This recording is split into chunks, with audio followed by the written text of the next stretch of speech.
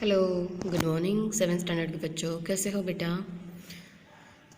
हमने कल देखा था कि जोग्राफी का लेसन विंड्स, ठीक है। तो विंड्स मतलब क्या होती है, हवाएं।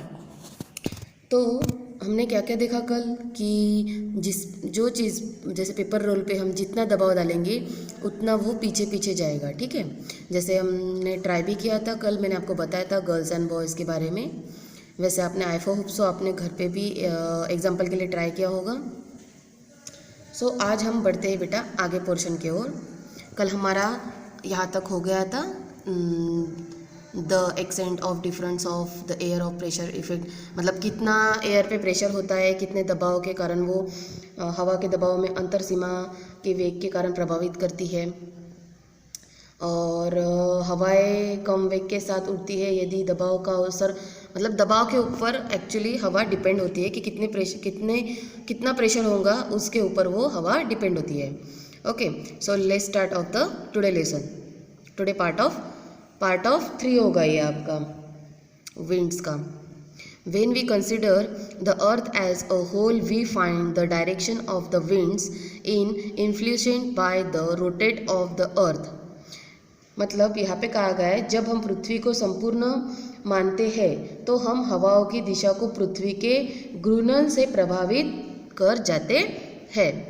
इन the northern hemisphere in the winds get inflected towards the right of their original directions, whereas in the southern hemispheres they get deflected toward the left of their original directions. See Fig 5.2. This direction has been shown by the curved around in the figure. The rotation from west to the east causes this change in the original direction of the winds। तो अब यहाँ पे हमें क्या कहा गया है कि गोलार्ध में हवाएं अपनी मूल दिशाओं के दाईं ओर विपक्षित हो जाती है।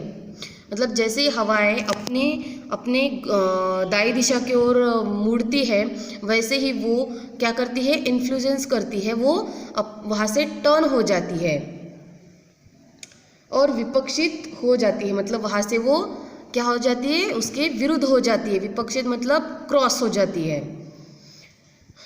अजीर इन 5.2 इस दिशा को हवाओं की मूल दिशाएं परिवर्तन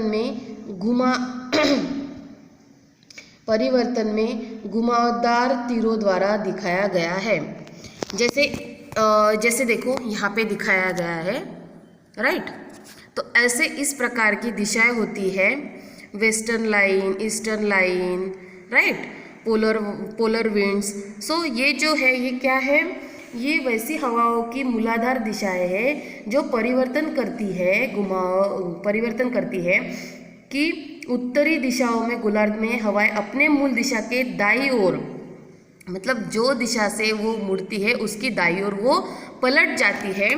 इसके लिए वो क्या हो जाती है, उसको इस तरह से तीरों की इससे दिखाया गया है कि कौन से माइन लैटिट्यूडनल्स इन high pressure belt, equatorials low pressure belt, माइन latitudinal high pressure belt, sub polar low pressure belt. ये ऐसी अलग अलग प्रेशर की ये हवाएं हैं जो अपने अपने तरीके से मुड़ रही है।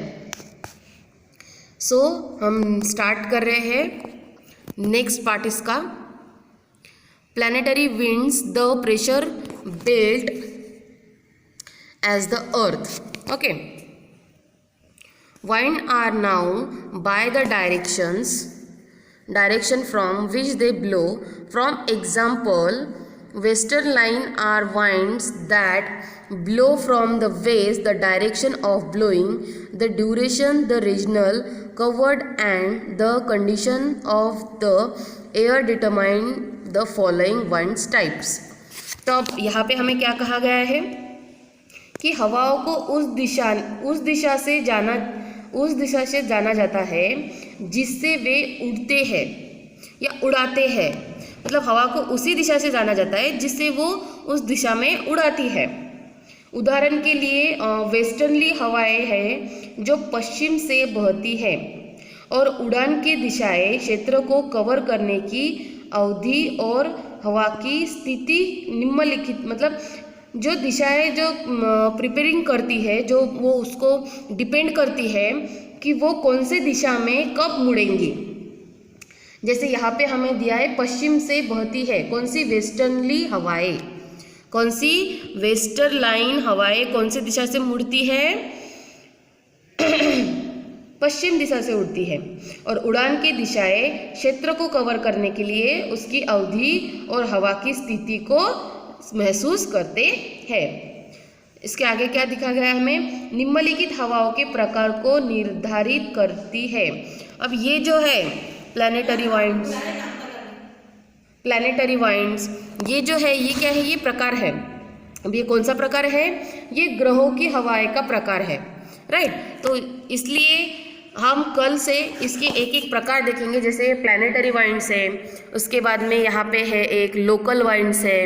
ओके, सो ये जो प्रकार है ये हम कल पढ़ने वाले हैं। सो आज के लिए इतना ही बच्चों, आप घर पे ट्राई कीजिए, खुद आपको पता चलेगा कि हवा महसूस कैसे की जाती है। So best luck and bye, मिलते हैं कल वीडियो में।